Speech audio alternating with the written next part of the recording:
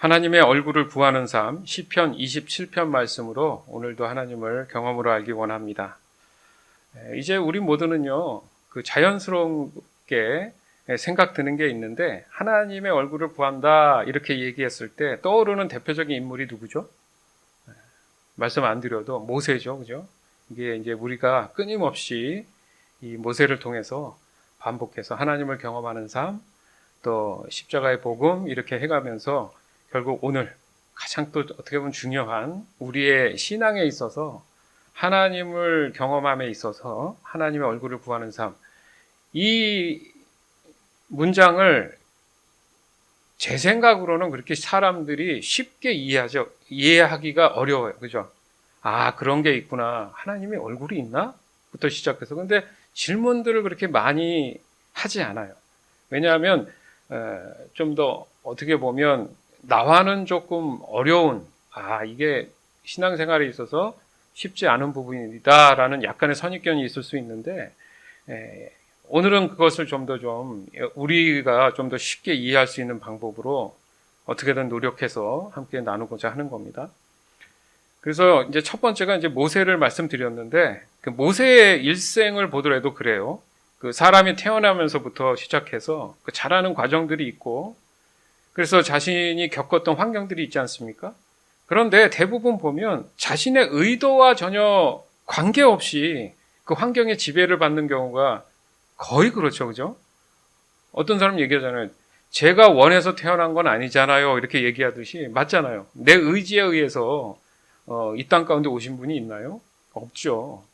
그래서 그런 그 모세의 모습의 일생을 보더라도 그렇다는 얘기죠. 그것을 생각해 보니까 그래요. 그 당시에 이제 그 애굽의 왕이 어떤 그 구세주가 태어난다는 뭐 그런 의미라는 그런 가치에서 이제 예수님의 모습처럼 형태처럼 그 당시에도 비슷한 사건이 있었는데, 이제 그 왕이 갓 태어난 아이 중에 남아를 다 죽이는 그런 사건이 있었어요. 거기에서 이제 이스라엘 백성들이 어떻게든 아이가 나오면 숨기려고 하고, 그죠? 그런 과정에서 모세 또한 그런 시대에 태어났는데 어쩔 수 없이 이제 나일강에 그 광주리에 넣어서 띄어 보냅니다. 그러니까 이제 사는 것은 네 몫이다. 차마 죽이지는 못하고 그렇잖아요. 그걸 보면서 우리가 태어난 인생이 마치 그 광주리에 올려져서 강물 위에 흘러가는 것 같구나. 그렇잖아요. 그 아이가 내가 나 가기 싫어하고 어떻게 할 수 없잖아요. 그러니까 그 광주리 안에 있으면서 흘러가는 대로 자기는 갈 수밖에 없잖아요. 그렇죠. 잡을 것도 없고. 그렇지 않습니까? 그런 것이 인생이 아니냐. 그것이 사람의 삶이 아니냐. 이런 생각이 든 거죠. 그러니까 모세의 그 모습을 보면서 그런 의미가 아닐까. 그러니까 성경 전체를 보더라도 또 우리의 삶을 보더라도 참 예외는 없구나. 사람에게 있어서 그 예외는 없구나. 따라서 우리가 여기서 사람이 어떤 존재인지를 깨닫는 것 자체가 중요하다. 그러니까 그런 사람의 정체성, 존재의 의미가 무엇인지, 바로 이 무엇인지에 대한 참 진리를 발견하는 것이 굉장히 중요하구나. 그러니까 사람을 알아야 된다는 얘기는요, 죄를 알아야 하나님의 은혜를 구합니다. 그런 의미죠. 따라서 참 진리를 깨닫기 위해서는 하나님의 방법이 무엇인지를 모세의 일생을 통해서 떠올릴 필요가 있구나, 이 생각이 든 거죠. 우리가 하나님의 구속사 얘기하면 출애굽을 얘기하지 않습니까? 거기에 쓰임받은 인물이 모세예요. 근데 어떤 형태로 보면, 그러니까 성경은 다방면의 하나님의 메시지가 여러 각도에서 보여지거든요. 그러니까 예를 들어서 이런 예배 가운데에 같이 설교를 들어도 각자 받는 은혜가 좀 다른 부분이 있지만 중심은 똑같은데 각자의 어떤 각도가 있어요. 그죠? 그런 측면이에요. 구원은 하나지만 각자의 구원의 길이 있다는 게 아니고 말씀 안에서의 참 진리를 깨닫는 것이 사람마다 또 다른 측면에서 깨닫는 것처럼 바로 하나님의 어떤 사람을 향한 구원의 방법에 대한 것들을 우리가 이제 모세를 통해서 다방면으로 좀 우리가 깨달을 수 있다는 거죠. 즉 사람인 우리에게 있어서 현실적으로 가장 절실하게 요구가 되는 것이 그 모세가 하나님을 만나게 됐고 하나님을 이제 경험으로 알게 됐고 더 나아가서는 하나님의 뜻을 따라서 순종해 나가면서 더욱 하나님과의 친밀한 관계 속에서 살아가는 그런 하나님 중심적인 삶으로 거듭나는 그 과정들이 있었다는 거죠. 그것을 우리의 삶에 접목하면 바로 적용이 되잖아요. 그죠? 그것이 지금 우리가 살아가는 구원의 어떤 여정이란 말이죠. 다시 말해서 모세 스스로가 어떤 것을 작정하거나 의도되어서 된 게 아니잖아요. 그죠? 아까도 강물에 띄어진 것도 자기의 의지와 상관없이 그렇게 인생이 시작됐지 않습니까? 그러니까 하나님이 먼저 모세를 어떻게 했어요? 이미 아시고 어떤 때를 따라서 찾으셨어요. 그렇죠? 그래서 만나게 되죠. 그리고 하나님과의 친밀한 관계로 하나님이 이끄셨어요.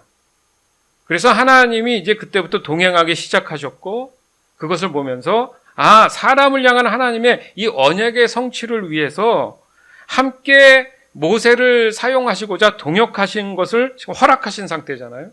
거기에서 하나님의 한량 없는 그 사랑 가운데에 살아가는 그런 모세의 모습을 보면서 이게 우리에게 있어서 가장 현실적으로 하나님께서 요구하시는 삶이구나. 이것을 오늘 말씀을 통해서 우리가 반드시 이게 깨달아야 될 필요가 있는 겁니다. 그래야 신앙생활을 왜 하는지에 대한 질문에 답이 나올 수 있는 거죠. 즉 하나님의 한량없는 이 사랑 가운데 살아가는 것이 지금 우리에게는 현실적으로 가장 절실하게 요구되는 삶이라는 것, 그게 바로 하나님의 얼굴을 구하는 삶, 이렇게 표현이 되는 거예요. 아멘? 예. 그러니까 어려운 말이 아니라 제가 지금 약간 서두에 풀어드린 겁니다. 그러나 사람의 제 속성이라는 게 있어요. 더 나아가서 얘기하면 습성이죠, 습성. 완전히 DNA에 박힌 그런 습성에 인해서 처음에는 참 은혜가 되고 하나님의 얼굴을 구하는 삶에 대해서 조금이라도 알아서 그렇게 살려고 하지만 세월이 지나서 시간을 보내다가 행여나 또다시 하나님의 손을 구하는 삶으로 변질될 수도 있는 경우가 발생을 하더라는 겁니다. 따라서 오늘 우리 모두는 다시 한번 하나님의 얼굴만을 구하는 삶으로 어떻게 하면 유지할 수 있을까? 굳건한 그 믿음의 담대함을 오직 성령 하나님을 철저히 의지하고 살아갈 수 있을까? 이걸 돌아보기도 하고 확증을 얻기도 하고 또 몰랐던 분들은 깨닫기도 하고 이런 시간들을 보내야 된다는 얘기예요. 즉 하나님의 얼굴만을 구하는 삶은 하나님을 알고 그 길을 따라서 순종해 나간다. 아주 간단한 원리인데 거기에는 반드시 하나님의 은혜가 차고 넘친다는 얘기라는 거죠. 사람들이 원하는 건 차고 넘치는 은혜잖아요. 근데 그 함정이 뭐냐면 하나님의 손을 구하게 된다는 건데 그게 아니라 하나님의 은혜는 있지만 그 은혜를 내가 어떤 개념으로 받아들이려는 개념이 아니라 그냥 하나님 자체를 구해야 된다는 의미가 우리한테는 중요하다. 그겁니다. 아멘? 그 미묘한 것 같아도 완전히 다른 부분에서 하나님이 나와 여러분을 바라보는 관점에서 기뻐하실 수도 있고 기뻐하시지 않을 수도 있다는 거예요. 그러니까 결국 사람은 근본적으로 하나님을 기쁘시게 하기 위해서 창조되었다. 이게 핵심이에요, 일단. 이 전제가 내가 받아들여야 되는 겁니다. 출애굽기 33장 11절에서 14절. 여호와께서는 마치 사람이 자기 친구에게 말하듯이 모세와 얼굴을 맞대고 말씀하셨습니다. 말씀이 끝나면 모세는 진으로 돌아왔습니다. 하지만 모세의 젊은 보좌가 눈의 아들 여호수아는 회막을 떠나지 않았습니다. 모세가 여호와께 말씀드렸습니다. 주님께서는 저에게 이 백성을 인도하라고 말씀하셨습니다. 하지만 주님께서는 누구를 저와 함께 보내실 것인지에 대해서는 말씀하지 않으셨습니다. 주님께서는 저에게 나는 너의 모든 것을 안다. 너는 나에게 은혜를 입었다. 하고 말씀하셨습니다. 제가 정말 주님께 은혜를 입었다면 주의 계획을 저에게 보여주십시오. 그렇게 하셔서 저도 주님을 알게 해 주시고 계속해서 주님께 은혜를 받을 수 있게 해 주십시오. 이 백성은 주님의 백성이라는 것을 기억해 주십시오. 여호와께서 대답하셨습니다. 내가 친히 너와 함께 가겠다. 내가 안심할 수 있도록 해 주겠다. 아멘. 자, 여기서 우리가 이제 반드시 정리해서 나가야 될 이제 깨달음이 있죠. 보세요. 일단 하나님은 어떤 분이냐면 모세에게 얘기했듯이 나는 너의 모든 것을 안다. 아멘. 저와 여러분의 모든 것을 아시는 분이에요. 그리고 너는 나에게 은혜를 입었다. 이 감이 체감돼야 되는데 모세의 대화를 보면 그렇다는 얘기예요. 첫 번째로 모세는 마치 사람이 자기 친구와 말하듯이 모세와의 얼굴을 맞대고 얘기했다. 하나님의 얼굴을 볼 수는 없습니다. 표현이 그런 거예요, 지금. 그러니까 모세는 지금 뭐 하고 있습니까? 기도하고 있는 거예요. 실제 기도하는 장면이죠, 그죠? 그러니까 기도는 이런 식으로 해야 되는구나. 이걸 먼저 우리가 전제해야 되고, 중요한 건 뭐냐면 제가 정말 주님께 은혜를 입었다면 주의 계획을 저에게 보여주십시오 라고 얘기하는데, 이게 자칫 잘못 들으면 먼저 내가 너무 앞서가서 하나님에 대한 것들을 하나님보다는 그 방법적인 측면, 내용물들을 본다는 의미로 볼 수 있는데 그게 아니에요. 지금 뭘 깨달아야 되냐면 하나님이 모세에게 모든 걸 다 알려주신 건 아니라는 거예요. 그러니까 사람에게 한꺼번에 모든 걸 다 알려줬다면 감당이 안 된다는 얘기죠. 그러니까 모든 것을 하나님께서 지금 컨트롤하고 계시고 이끄신다는 의미입니다. 근데 모세는 왜 이렇게 간절하고 절박할까? 이거예요. 모세로 하여금 질문하게 만든다는 거예요. 기도하게 만든다는 거죠. 아멘? 그러니까 기도도 성령의 이끌림이 있어야 된다. 하나님의 인도하심이 있어야 된다는 말이 여기 나오는 거예요. 모세로 하여금 궁금하게 만드셔서 기도하게 하신다는 거예요. 네. 이게 수동적 자유의지죠. 그래서 저도 주님을 알게 해주시고, 재밌잖아요. 여기 보세요, 여러분. 주님의 계획을 알고 싶다 그랬는데 내용이 아니라 그렇게 하셔서 저도 주님을 알게 하는 것에 대해서 지금 더 궁금한 거예요, 모세는. 그죠? 어떤 방법론에 대한 게 아니라 하나님을 알고 싶다는 거예요, 지금. 그래서 계속해서 주님께 은혜 받을 수 있게 해주시옵소서. 그렇게 지금 표현하고 있지 않습니까? 그러니까 여기서 알 수 있는 게 하나님의 자녀가 된다는 것은 하나님의 자녀에 대한 모든 계획과 방법을 누가 가지고 계신다고요? 하나님이 가지고 계신다. 하나님께 다 속해 있다는 얘기입니다. 믿으시기 바라요. 이거 인정이 돼야 신앙생활이 되는 거예요. 중간에 딱 걸쳐가지고 하나님 건 하나님 거고 내 건 내 거 이러면 골치 아파지는 거예요. 신앙생활이 막 뒤죽박죽 돼버리는 겁니다. 그리고 때를 따라 뭐 하게 하신다고요? 기도하게 하신다. 자, 이게 원리입니다. 하나님 방법이에요. 지금 우리가 하나님의 얼굴을 구하는 삶을 하고 있잖아요. 그걸 지금 제가 설명드리는 거예요. 네. 모든 것은 하나님께 속해 있다. 거기에 하나님의 자녀는 더더욱이 하나님께 완전히 속한 사람인데, 그러면 속한 건 속한 거고 사람 입장에서 뭐냐? 때를 따라 뭐 하게 하신다고요? 기도하게 하신다. 즉 하나님의 부르심은 당연히 하나님의 주권의 임재 안에 있습니다. 그죠? 그러나 하나님의 뜻을 구하는 것은 사람에게 그것을 묻게 하신다는 거예요. 묻게 하신다는 얘기가 구한다. 하나님의 얼굴을 묻게 하신다. 기도하게 하신다. 똑같은 말이라는 거죠. 이것은 중요한 하나님과의 친밀한 교제의 방식이라는 겁니다. 그러니까 기도도 하나님이 원하는 기도를 하게 하신다는 거예요, 여러분. 내가 원하는 기도를 하는 게 아니라 하나님이 원하시는 기도를 내가 성령이 충만하면 그 기도를 하게 하신다는 거예요. 그러니까 모든 걸 다 도와주신다. 그 말이 그 말씀이십니다. 그러니까 내가 할 게 없는 거예요. 기도 또한 하나님이 하게끔 해주시는 거. 얼마나 감사한 일입니까? 이게 내 신앙에 명확한 깨달음이 있어야 신앙이 성장, 성숙하는 거예요.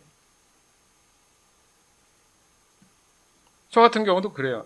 가장 그 시간적으로 보면 새벽 시간에 하나님이 제 마음에 성령께서 기름 부음을 많이 주시고, 예를 들어 대상이 사람이면 그 갑자기 떠오르는 사람들이 있고 어느 날은 사람이 있어요. 그러면 그 자리에서 일어나서 무릎을 꿇고 기도하든가 아니면 제 사무실에 와서 기도하든가 그 시간을 보내요, 진짜. 뭐 매일 그런 게 될 수도 있고 아닌 날도 있어요. 새벽 시간에 주류를 이루고 아니면 뭐 운전할 때라든지 그건 뭐 때와 장소 가리지 않지만 제 마음 안에 마치 풍선이 부풀러 오듯이 누군가가 기억나든가 어떤 일들이 기억나든가 뭐예요? 그게 기도하게 하신다는 거예요. 하나님의 방법입니다. 그냥. 근데 그게 하나님이 주신 생각인지를 알아야 되는 게 지금 중요하잖아요. 그러기 위해서 우리가 말씀을 묵상하고 언제나 성령께서 내 안에 계시기를 갈급해 하는 이유가 그거 깨닫게 하기 위해서요. 아멘?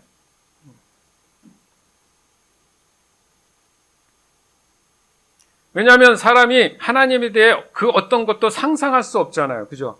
여러분 하나님에 대해서 잘 압니까? 우리는 백지예요, 백지.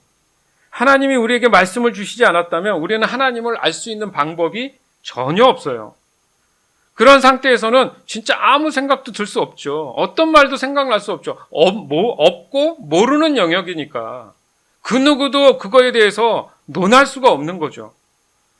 그래서 사람은 하나님으로 하여금 하나님에 대한 질문을 하도록 하신 거예요.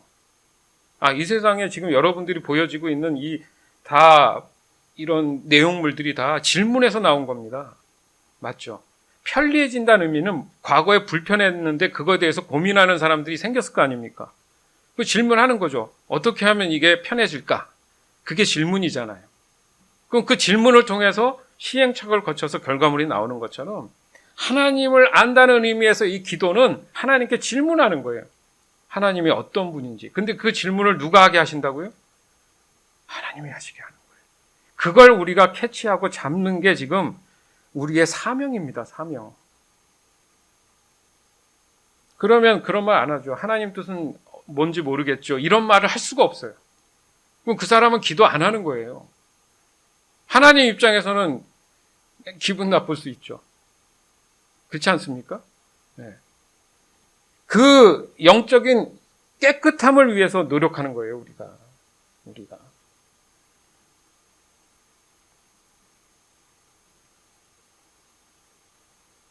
그래서 사람으로 하여금 하나님에 대해서 질문하게 하시고, 그러면 하나님은 그 생각을 이미 알고 계시잖아요. 모세한테 지금 얘기했던 것처럼 알고 계시기 때문에 그 질문을 기다리고 계셨던 거예요.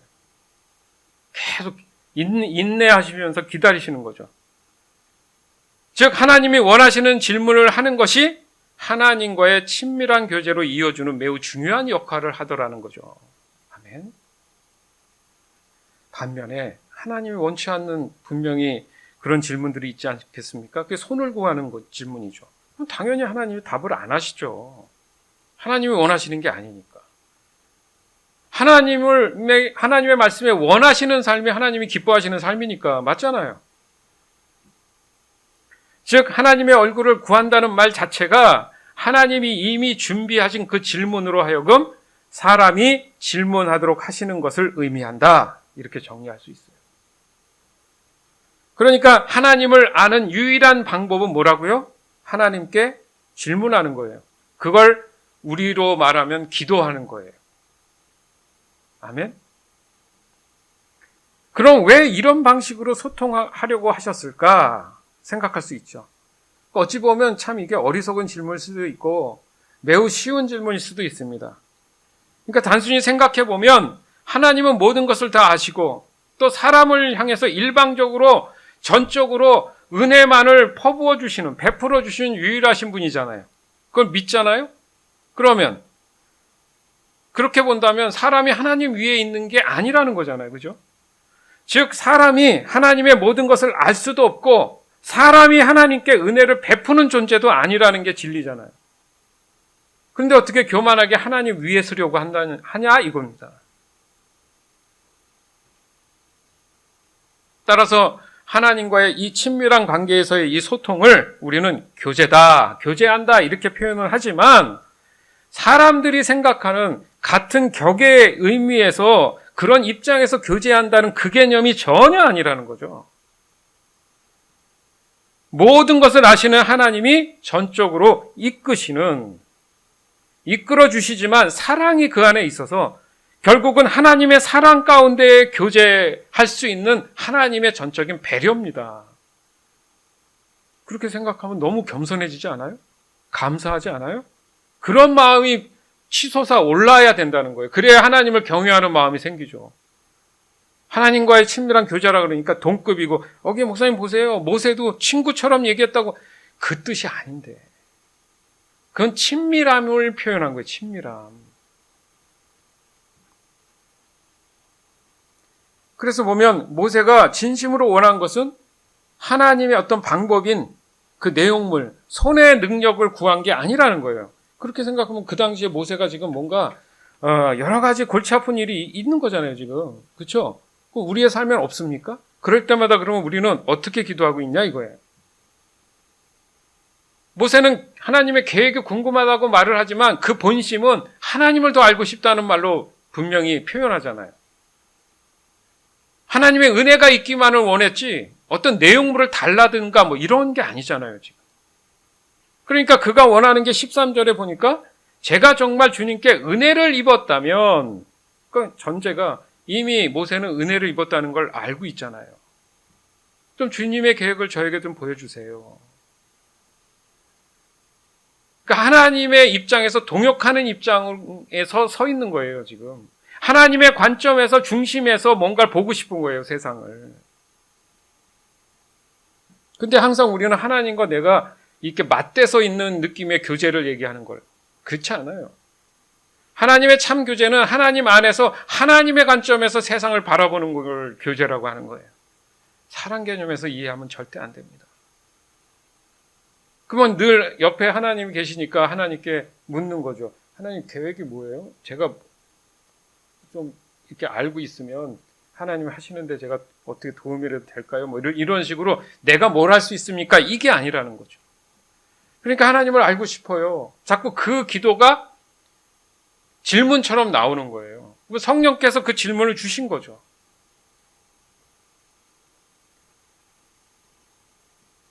그러니까 하나님이 모세가 그렇게 얘기하기 기다리셨던 것처럼 14절에 바로 여호와께서 대답하셨다. 아 그래? 질문 잘했어. 내가 원하는 질문이야. 너가 언제쯤 질문 하나 했어?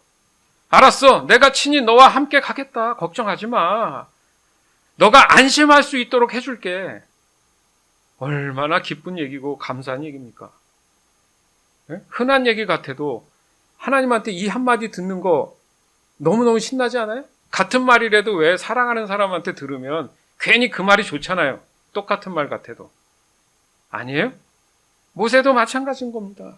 여러분이 기도할 때 하나님이 이 한마디 해주면 힘 안 나겠습니까? 근데 왜 이렇게 말씀을 안 하실까? 그 관점이 바로 하나님의 얼굴을 구하는 삶에 대한 참 진리를 내가 아직 두리뭉실하게 알고 있었다는 얘기죠. 아, 그러면 오늘 이 시간 이후로 기도가 바뀌어야 되는구나. 맞죠?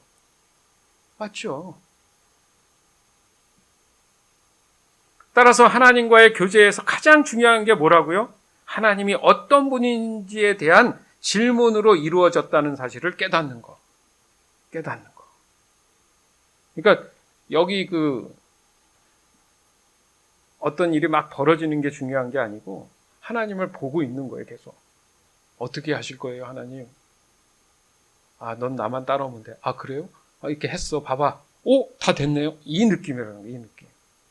이 느낌인 거예요. 그러니 하나님과의 친밀함이 더 깊어지지 않겠습니까? 하나님을 믿음에 있어서 더 그 믿음이 깊어지지 않겠어요? 전혀 의심할 일이 생기지 않죠. 그래서 사람 스스로가 또다시 범죄하는 일이 벌어지지 않도록, 그 범죄가 반복되지 않도록 그런 또 하나님의 은혜가 경험되는, 하나님의 긍휼이 있는 그런 삶이 또 주어지니까 하나님만 얼굴만 바라보게 돼 있는 거예요. 그러면 세상 안 바라보니까 내가 죄를 덜 짓잖아. 이게 진리인 겁니다. 그래서 우리는 여기서 하나님의 이 놀라운 지혜를 얻을 수 있어야 된다는 얘기를 하는 거예요. 즉 사람에게 모든 것에 눈높이를 맞춰주시는 이 하나님의 사랑을 우리가 좀 더 현실적으로 체감할 수 있다면 우리가 살아감에 있어서 우리의 신앙은 더욱 윤택해진다는 거예요. 날로. 신앙이 퇴보하면 되겠습니까? 그렇게 뜨겁던 사람들이 막 다 식어 빠져가지고 결국은 문 밖에 버려지는 처참한 일이 벌어지면 안 되잖아요. 그거 같이 가슴 아픈 일이 어디 있습니까? 따라서 이를 위해 반드시 요구되는 게 뭐 다른 거에 필요 있겠어요? 진정한 믿음이죠. 왜냐하면 이 진정한 믿음 또한 하나님과의 친밀한 교제에서만 나오기 때문에 그렇다는 얘기입니다. 믿음이 뭐 딴 데서 오나요? 하나님으로부터 오는 거잖아요. 아까도 말씀드렸지만 믿음이 어떻게 성장해요? 하나님을 바라보니 하나님 모든 걸 하시는 걸 경험하니까 두려움이 없어지죠. 네? 세상이 뭐가 두렵겠습니까? 그렇게들 다 성경의 인물들, 하나님과의 관계에서 친밀함이 있는 이 모든 사람들이 고백하는 공통점이 이거잖아요. 하나님이 계시니 두렵지 않다. 모세와 하나님과의 이 대화를 통해서 그가 가진 믿음이 더욱 단단해졌다는 걸 알 수 있는 거예요. 우리가 세월이 흐르면서. 처음에 만났을 때 모세가 삐쭉삐쭉거리면서 당신 누군데요? 뭐 해가면서 했잖아요. 근데 세월이 흐르면 흐를수록 그 깊이가 하나님과의 관계가 얼마나 더 깊어졌으면 친구처럼 대화했다까지 갔습니까? 여러분도 저나 여러분도 그렇게 돼야죠. 세월만 그렇게 보낼 게 아니라 하나님과의 관계에서의 그 친밀함이 이루어져야죠. 더 깊어져야죠. 그러니까 모세는 단 한 번도 그래? 야, 이번 참에 그러면 한번 제대로 믿어봐야지. 그렇게 작정한 적이 없어요. 그런 마음 자체를 가진 적이 없어요. 노력한 적이 없어요.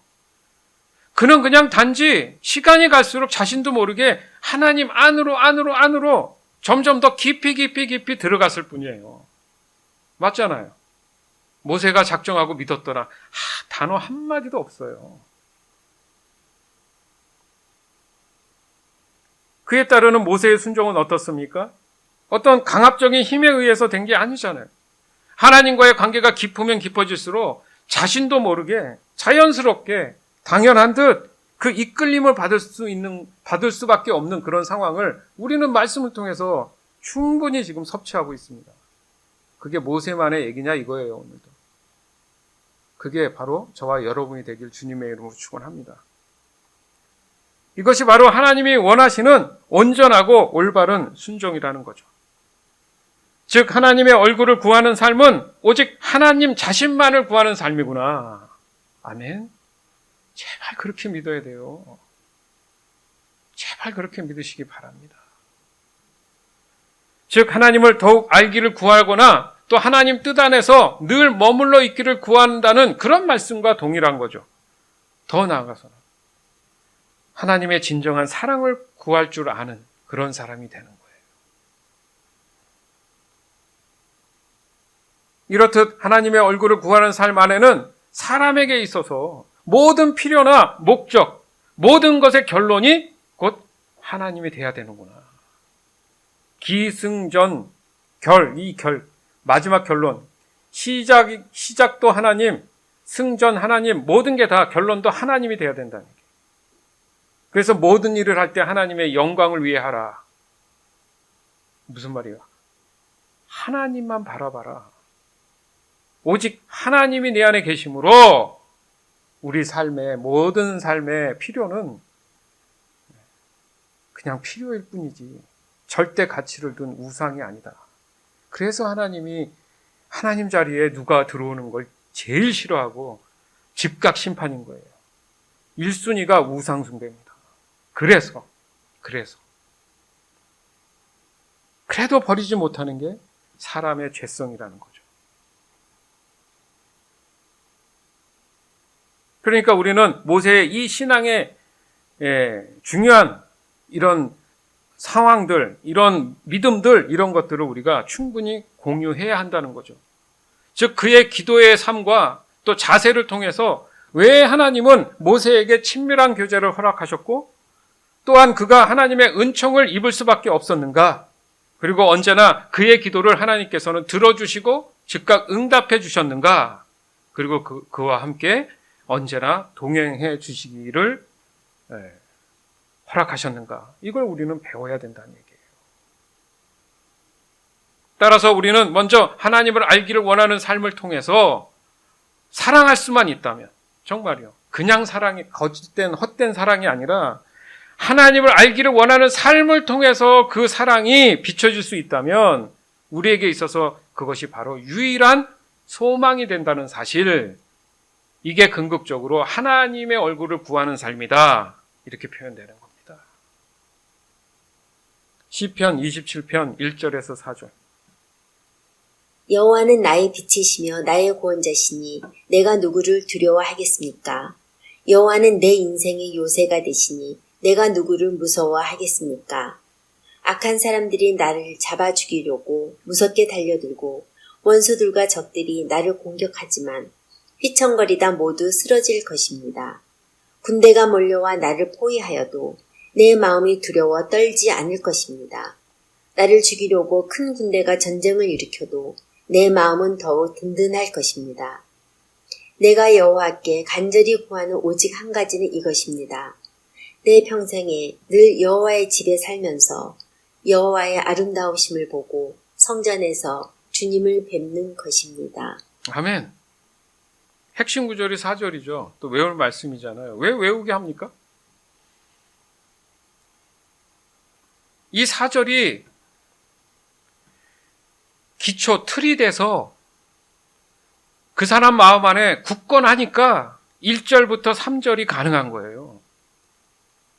그렇죠? 그러니까 1절부터 3절까지 삶에 있어서의 자기 자신이 갖고 있는 굳건한 믿음에 대한 표현을 했는데 왜 이게 이렇게 됐고 어디서 나왔느냐? 그게 4절이라는 거죠.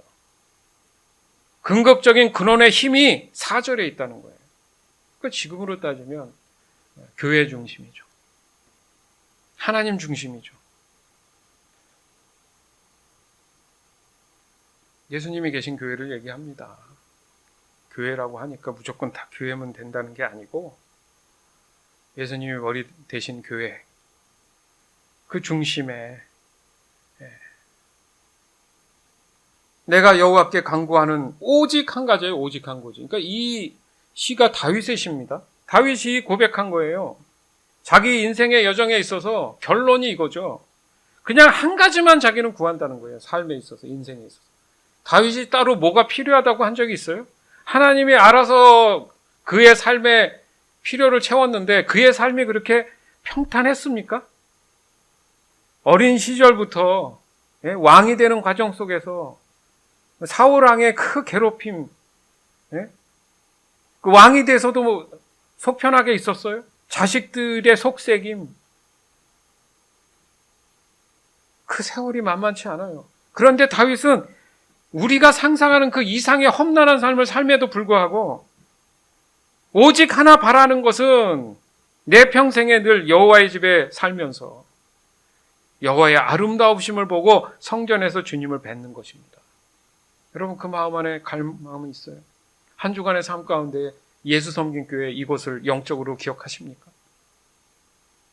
그러니까 예수 섬긴 교회 여러분이 지체니까 말씀드리는 거예요. 그 마음 안에 기도하고 여기에 마음 안에 담고 가잖아요.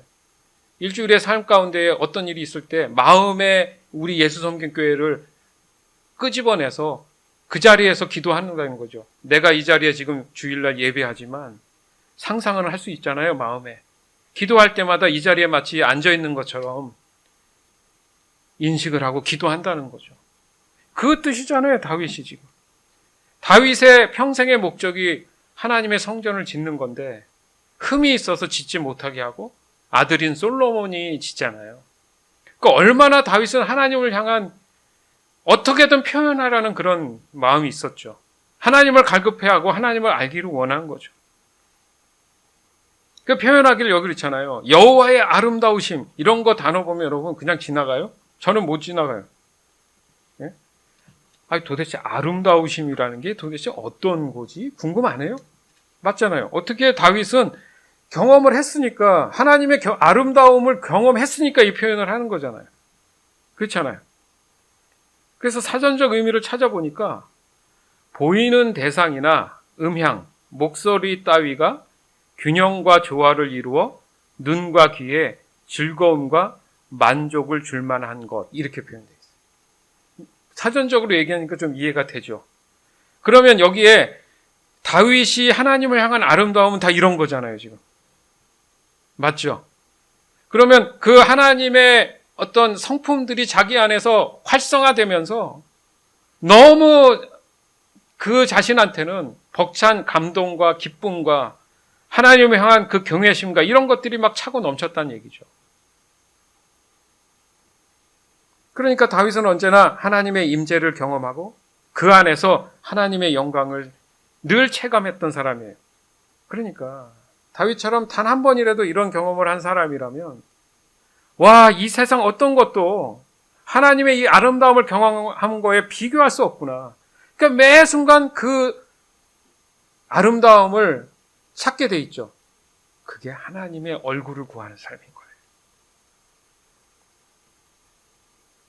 그래서 다윗이 경험한 하나님은 자신의 평생에 하나님의 얼굴을 구하는 삶이 자신의 전부가 될 수밖에 없었다. 따라서 하나님의 얼굴을 구하는 삶은 오직 하나님만이 유일한 목적의 전부가 되는 삶이구나. 즉 하나님만이 우리의 유일한 목적과 또 목표가 된다면 반드시 우리의 필요에 대한 현실의 모든 것 또한 하나님 안에 있음을 깨닫게 된다는 거예요. 그러니까 굳이 그런 걸 구하지 않는다는 거죠.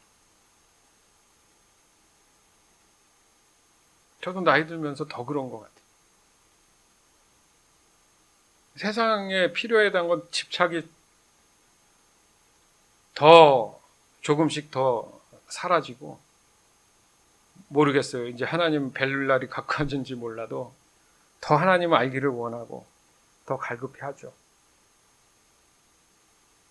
우리 아이들이 성장하고 성숙해 가고 또 지혜가 높아가고 또 때로는 이제 그 아이의 틀을 벗어나서 성인이 되는 저 과정을 보면서 나도 이제 나이 들고 늙지만 저 세대가 오겠구나. 나는 저들을 위해서 뭘 줄 수 있을까? 믿음의 유산. 그거밖에 없겠네. 이런 마음에 하나님 주신 생각이 없겠습니까? 그럼 그걸 붙잡고 더 기도하죠. 늘 우리 아이들한테 얘기하죠. 필요에 따라 돈도 중요하지만 건강하게 영적으로 하나님과의 그 관계가 늘 끊어지지 않는 걸 원한다. 우리 아이들한테 확인해 보세요. 저는 늘 그 얘기를 해요. 저의 부족함을 알기 때문에 내가 할 수 없기 때문에 하나님이 하실 수 있도록 하나님을 더 의지한다는 의미죠. 네.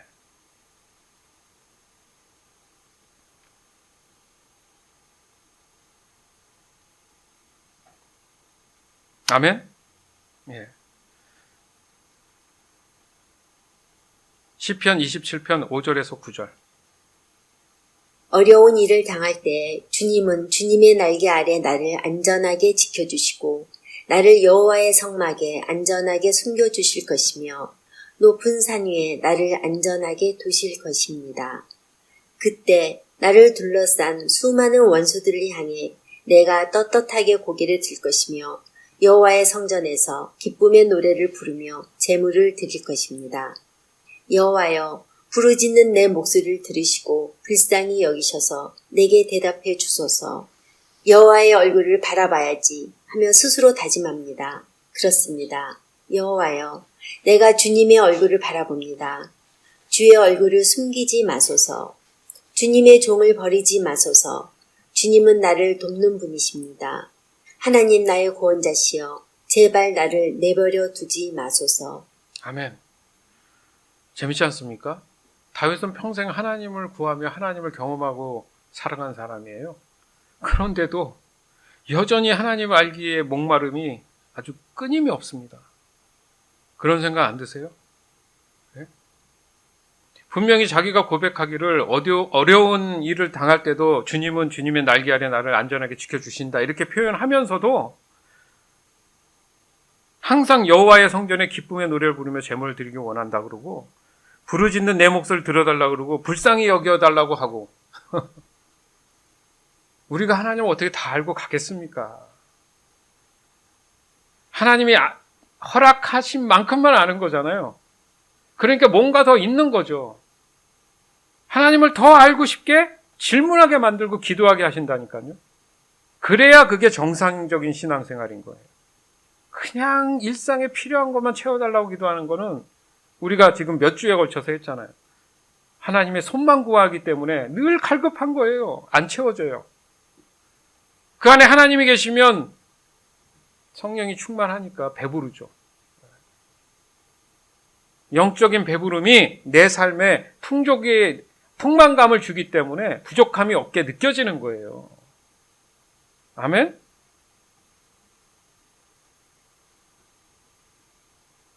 그러니까 보세요. 이제 우리가 진짜 궁금했던 걸 지금 다윗이 하잖아요. 부르짖으면서 기도할 때 여호와의 얼굴을 바라봐야지 하고 스스로 다짐합니다. 할렐루야.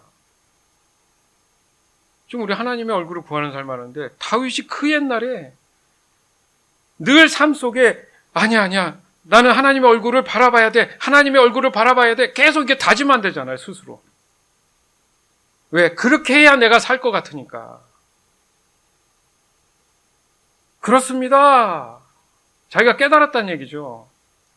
하나님, 여호와여, 내가 주의 얼굴을 바라봅니다.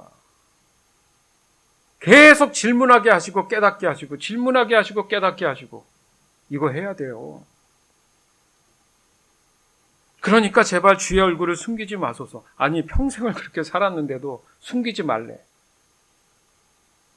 그러니까 끊임없이 하나님을 찾고 의지하게 하나님께서 질문하게 만드시는 거예요. 왜요?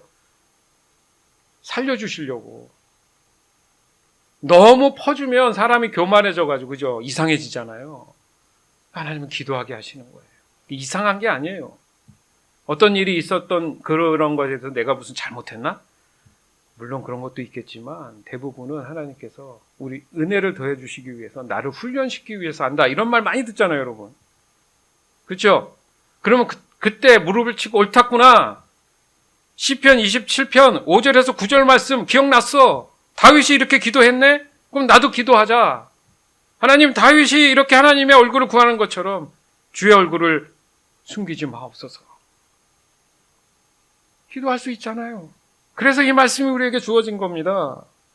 주님은 나를 돕는 분이시잖아요.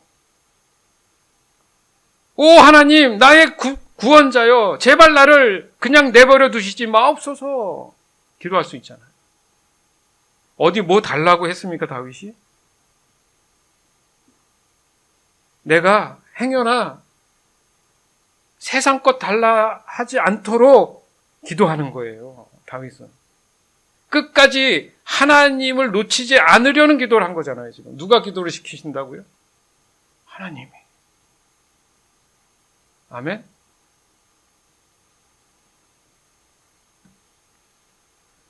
그 당시 다윗에게 누가 하나님의 얼굴을 좀 구하는 삶을 살도록 뭐 설교 CD를 줬겠습니까? 누가 따로 뭘 알려줬겠어요?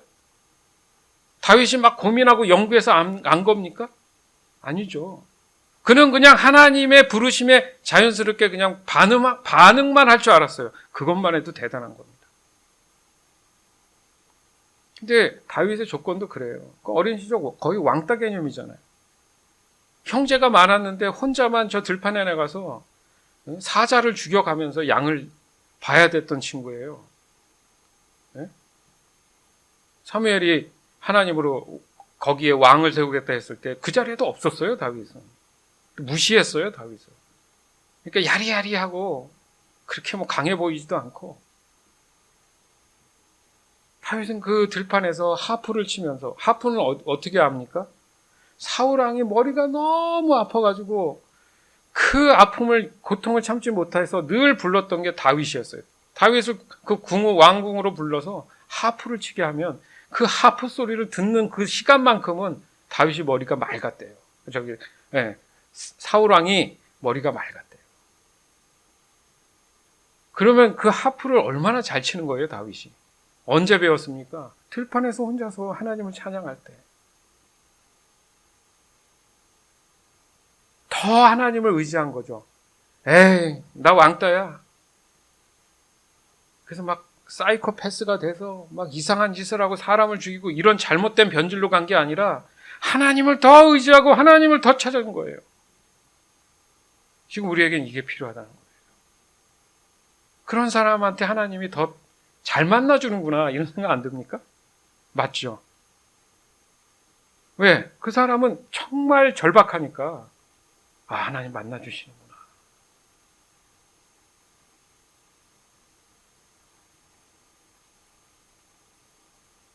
그 어떤 조건도 바라지 않았고 그저 자신의 환경에서 하나님이 목적이 된 거죠. 그래서 그의 삶은 온통 하나님밖에 없었던 겁니다.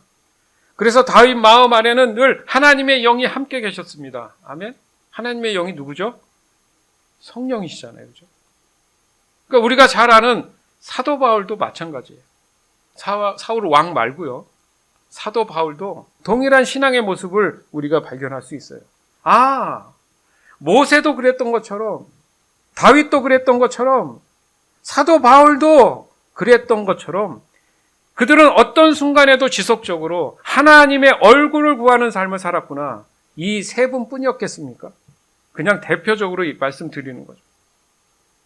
성경에 기록된 그 짧은 그들의 삶은 단지 하나님의 구속사적 관점에 대한 그 내용들, 핵심들만 다른 것뿐이에요. 그렇죠. 그분들은 우리와 같은 사람이에요. 같은 하루 24시간을 보냈을 것이고 먹고 사는 문제, 수많은 그런 관계성, 그 고민 없었겠습니까? 우리와 똑같은 인생을 살았어요. 험난하면 더 험난했지. 우리보다 못한 사람이 누구 있어요? 모세, 험난했죠. 네? 다윗, 순탄했습니까? 사도 바울은 괜찮았어요? 우리보다 못하면 못했지. 여유 있는 사람은 없습니다. 도리어 우리가 더 부끄러워했죠.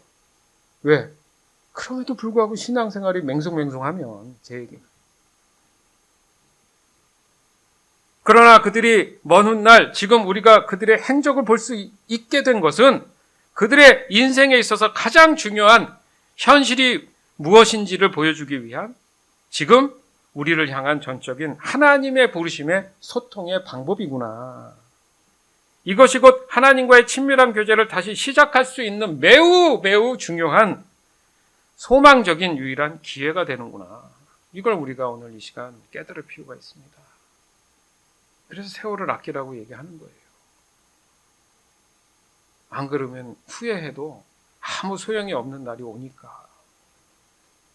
고린도전서 2장 1절에서 5절, 빌립보서 3장 7절에서 8절. 성도 여러분, 나도 여러분에게 가서 하나님의 비밀을 전하였을 때 웅변술이나 탁월한 지혜를 가지고 전한 것이 아니었습니다. 그것은 내가 여러분과 함께 있는 동안에는 예수 그리스도와 그분께서 십자가에 못 박히셨다는 것 외에는 아무것도 알지 않기로 굳게 결심했기 때문입니다. 사실 내가 여러분에게 갔을 때 나는 약하였고 두려웠으며 몹시 떨었습니다. 내가 전한 말이나 선포한 것들은 지혜롭고 설득력 있는 말들이 아니라 성령의 능력을 드러내는 것이었습니다. 이렇게 한 것은 여러분의 믿음을 사람의 지혜가 아니라 하나님의 능력에 두게 하려는 것이었습니다. 그때는 이 모든 것이 내게 너무나 소중하고 가치 있는 것들이었습니다. 그러나 예수 그리스도를 만난 이후 그 모든 것이 아무 쓸모없는 것임을 알았습니다. 그것들뿐만 아니라 이 세상 그 어떤 것도 내 주 예수 그리스도를 아는 것과 비교가 되지 않습니다. 예수 그리스도를 위하여 나는 모든 것을 버렸습니다. 모든 것이 쓰레기처럼 아무런 가치가 없다는 것을 이제 압니다. 이로써 나는 그리스도를 알게 되었습니다. 아멘. 참 그리스도를 알게 되는 게 이렇게 중요한 거죠. 예수님을 만나는 게 이렇게 중요한 거예요. 사도 바울이 이런 사람이 아니었어요. 그 당시에 로마 시민권을 가졌다니까요. 그리고 여러분 이름만 대면 유명한 그런 철학자들 이런 사람들 앞에 그 공부한 사람이에요. 세상으로 따지면 격이 다른 귀족에 속한 사람이에요. 말하자면 학식도 높고 리더십도 있고, 그래서 사방을 돌아다니면서 예수 믿는 사람들 다 죽였잖아요. 스데반도 이 사람이 주동해서 죽였지 않습니까? 스데반 집사님도. 그런 사람이 하는 말이, 예? 사실 솔직히 얘기하면 여러분들 앞에 섰을 때 나는 약하고 두렵고 몹시 떨렸습니다. 말도 안 되는 얘기를 하는데 이게 뭐예요? 기질이 바뀌어버린 거잖아요. 그 얘기는 뭐냐면 중심이 바뀌었다. 그 사람 안에 하나님이 있다 보니까, 예수님이 계시다 보니까, 성령이 충만하다 보니까 자기가 얼마나 죄성 있는 나약한 존재임을 깨달으니까. 그러니까 사람이 알면 되는데 모르니까 그렇게 한다는 얘기가 있듯이, 늘 그래서 겸손함을 유지하기 위해서 굳게 결심한 게 뭐예요? 잘 몰랐는데 예수 그리스도와 그분께서 십자가에 못 박히셨다는 사실 그 외에는 아무것도 알지 않기로 굳게 결심했다. 하나님 앞에 얼마나 죄송했을까? 그죠? 사도 바울. 그것도 모르고 무식하게 예수 믿는다고 주기로 다녔는데 자기의 지난 과거를 생각하니까 얼마나 하나님 앞에 죄송하고 부끄럽겠어요. 그러면서 하는 얘기가 자기는 오직 성령의 능력을 드러내기 위해서 한 거다. 이거는 사람의 지혜가 아니라 하나님의 능력에 두게 하기 위한 것이다. 이거 아무나 알겠습니까? 하나님의 얼굴을 구하는 삶. 오직 하나님이 목적이 되는 사람만이 고백할 수 있는 내용이잖아요. 좀 더 나아가서 예수를 믿고 난 후에 그의 삶이 완전히 바뀐 이유가 뭐예요? 자기 스스로 고백하기를 자기가 과거에 가졌던, 그러니까 빌립보서 3장 그 전에 있는 6절까지 말씀에 자기가 자기를 표현했던 내용이 있죠. 과거의 삶에. 그 모든 것이 아무 쓸모없는 것임을 깨달았다. 그게 가장 그 사람한테 가치였다. 우상이었죠. 그러니까 예수 믿기 전과 후로 갈라지는 부분이 뭐냐면, 전에는 세상이 우상인데 예수님을 만나면 이제 그 자리에 예수님이 계시고 하나님 중심적으로 바뀌었다는 얘기죠. 그러니까 그 전의 것들이 왜 아무 쓸모가 없고 더 격한 표현으로 모든 것이 쓰레기처럼 여겨졌다 이 얘기를 하냐면, 여러분 살면서 뭐 하나도 새 것이 계속 새 거로 남는 게 있어요? 다 버리고 헝개되죠. 뭐 육신은 안 그렇습니까? 다 망가지고 노화되고 뭐 하나 세상에 뭐 제대로 끝까지 남는 게 있어요? 다 버릴 것들 뿐이잖아요. 배설물들 뿐이잖아요. 그러니 그게 얼마나 헛된 것에 내가 집착하고 있는지 깨달았다. 근데 이거 아무리 얘기해도 못 깨닫죠. 왜요? 내 안에 삼위일체 하나님 안 계시면 못 깨달아요. 그래서 바울이 마지막에 표현한 게 그겁니다. 이 모든 것이 가치가 없음을 이제 알았다. 과거엔 몰랐다는 얘기잖아요. 그렇기 때문에 왜 그랬냐? 이로써 나는 그리스도를 알게 된 것이다. 아멘.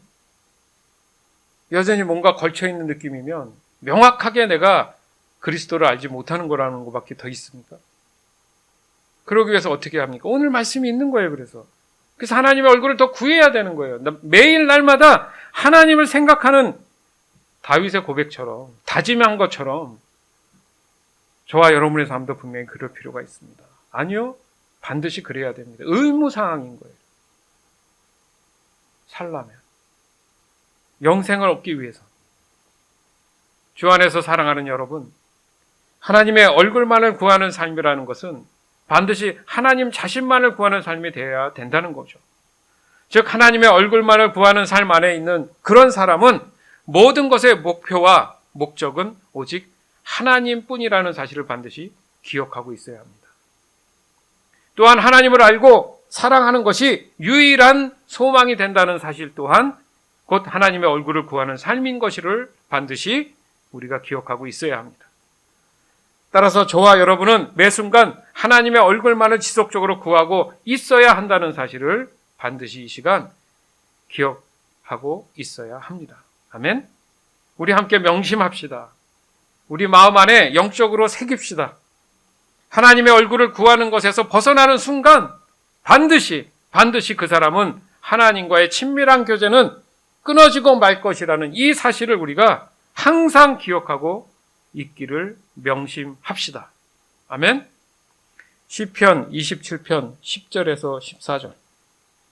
내 아버지와 어머니가 나를 버린다 할지라도 여호와는 나를 받아주실 것입니다. 여호와여, 주의 길을 가르쳐 주시고 곧은 길로 나를 인도하여 주소서.